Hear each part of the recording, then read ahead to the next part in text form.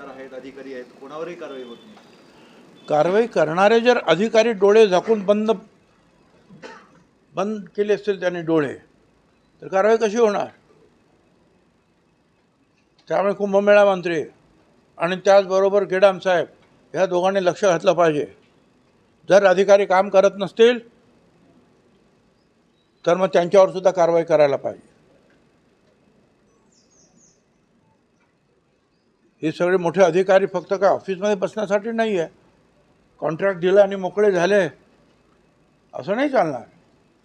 तो कॉन्ट्रॅक्टर काय करतो आहे, जर एक बाजू तरी काम एका बाजूला चाललं तर एक बाजू खड्डे विरहित आहेत की नाही हे त्यांनी पाहायला पाहिजे ना. आणि नसेल त्याच्याकडून काम करून घेतलं पाहिजे. साहेब, पण याच्यामध्ये महापालिका प्रशासन जे आहे ते असं सांगतंय का हे काम जे आहे ते प्राधिकरणाचं आहे, कुंभमेळा प्राधिकरणाचं आहे काम? महानगरपालिकेला मला सांगायचं, मी मुंबई महानगरपालिकेत होतो आणि 2 वेळा महापौर होतो.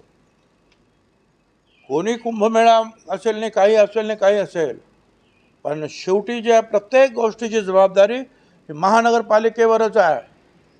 ती रस्त्याची असेल, पाण्याची असेल किंवा बांधकामाची असेल, या सगळ्यांची जबाबदारी.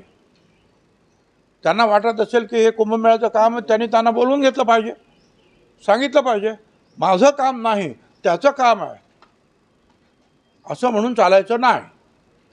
जबाबदारी घ्यावीच लागेल महानगरपालिकेच्या आयुक्तांना. एक वीट जर इकडची तिकडे करायची असेल तर महानगरपालिकेची परवानगी लागते.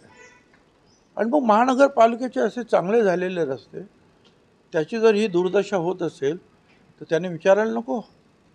त्यांना तो अधिकार आहे. कमिशनर 100% सिनियर आहेत, सिनियर अधिकारी आहेत, ते विचारू शकतात सगळं. काल त्या कुटुंबियांनी